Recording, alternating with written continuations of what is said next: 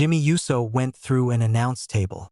Jey Uso got held in place and forced to watch it happen. And when the cameras finally caught up to both of them backstage, all either brother could manage to say was, "We don't understand." So who exactly just declared war on the Bloodline? And why does it look like WWE has zero interest in explaining it yet? Stick around, because the answers to both of those questions are a lot darker than anybody's expecting. What's going on? Tidal Wave Nation, the channel built for people who need their wrestling news broken down, not just recapped. Quick smart mark moment before we dive in. Somewhere in a production meeting this week, somebody had to explain why 3 grown men with match suits, a chicken, and dreams of taking over Raw just walked in off the street and flattened the top faction in the company in under 60 seconds.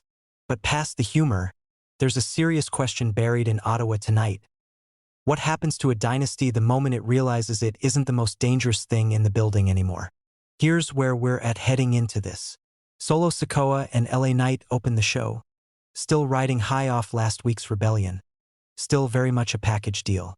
Solo publicly thanked Knight for having his back, and the two of them were doing their usual chemistry-filled banter when the Usos showed up to shut it down, laying out a challenge for a tag match later in the night. And this is the part that matters. Jimmy and Jey weren't confused about anything at that point. Jey had Jacob Fatu's Ulafala hanging off his own neck, telling Fatu flat out to sit this one out, calling him a coward when he pushed back. These two looked locked in, looked like they were finally running the Bloodline machine the way Roman always wanted it run. Think about what that backstage moment with Fatu actually tells us. Jey wasn't just flexing new authority for the sake of it. He was drawing a hard line about who gets to represent this family and who doesn't. That's not the behavior of a man questioning his place in the Bloodline. That's the behavior of a man trying to prove he deserves the captain's role Roman handed him, trying to show the whole roster that the machine runs just fine without Solo in it. Which makes what happened later in the night hit even harder, because all that posturing, all that authority Jey was throwing around backstage, meant absolutely nothing the second Royce Keys showed up. The match itself told its own story. Knight and Sikoa were clicking, trading tags, working Jimmy and Jey over with the kind of chemistry you can't fake. Jey tried to slow it down, tagged in hot, but Solo met him with headbutts, and every time the Usos thought they had control, Sikoa and Knight yanked it right back.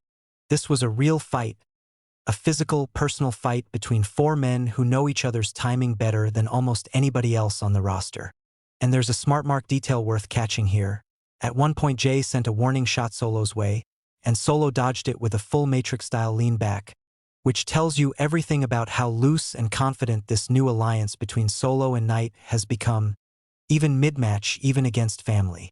Now, before we get into what actually shut this match down, because it's about to get chaotic fast, if Tidal Wave has been keeping you ahead of this Bloodline collapse, do yourself a favor and subscribe right now. We are breaking down a brand new threat to this entire storyline before most channels even know the name, and you don't want to be catching this 3 days late. Alright, back to Ottawa, because the walls are about to come down. Because right when the match hit its peak, Royce Keys speared both Jey and Solo through the barricade at ringside, and that's when everything changed. OTM, the new NXT trio, flooded the ring behind him and started dismantling Knight and Jimmy without mercy. Bronco Nima and Lucian Price joined in. Keys delivered a spinebuster to Jimmy, and then it happened. Jimmy Uso got put through the announce table while Keys physically held Jey in place and forced him to watch his own brother get destroyed. The show closed with all 4 men laid out around that ring, and Keys and OTM standing over the wreckage like they just planted a flag.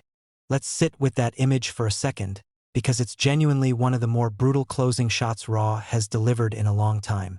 Forcing a man to watch his own brother go through a table isn't just a physical beatdown, it's psychological warfare. And it's the exact kind of cruelty the Bloodline itself has used for years to break down opponents. There's a bitter irony there worth pointing out. The Usos have spent years on the giving end of exactly this kind of humiliation, and now 3 guys nobody outside of NXT diehards had heard of a month ago just turned that same playbook right back on them. Now here's where the internet wrestling community is already getting it wrong. Everybody's rushing to call this just another random NXT call-up angle, a one-off beatdown to give a new trio some heat before they fade into the mid-card shuffle. But think about the timing here. This didn't happen to a random tag team. It happened to the Bloodline the week after Solo's public rebellion, The week the Usos were trying to prove they could hold that empire together without Roman even in the building. Royce Keys didn't just attack 4 wrestlers. He attacked the illusion that the Bloodline still controls everything that happens on this show. And that's a message that's going to ripple through that entire locker room by next week. And don't overlook what this does to the bigger picture heading into the tournament for Roman's next challenger.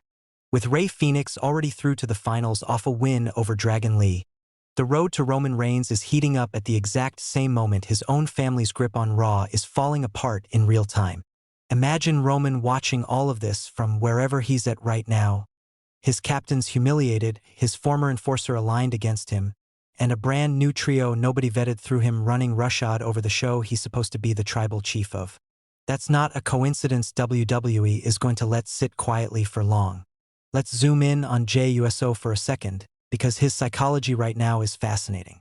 This is a man who spent the entire night proving his loyalty, wearing that Ula Fala like a badge, calling out Fatu for hesitating, positioning himself as the one who runs the plays now.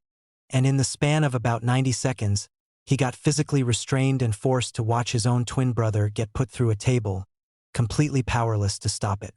All signs point to that helplessness cutting deeper than any storyline betrayal could, because this wasn't Roman testing his loyalty. This was proof that loyalty alone doesn't protect you anymore, not with new threats circling that have absolutely no respect for the Bloodline name. And that's really the core of what we don't understand is going to mean when this story keeps developing. It's not confusion about Solo anymore. It's confusion about a threat that doesn't operate by any of the rules the Bloodline has spent years establishing. You can't intimidate Royce Keys with a legacy name. You can't outtalk OTM in a promo battle. This is a problem that requires actual answers, and right now Jimmy and Jey don't have a single one. And here's the piece that makes this even more uncomfortable for the Bloodline.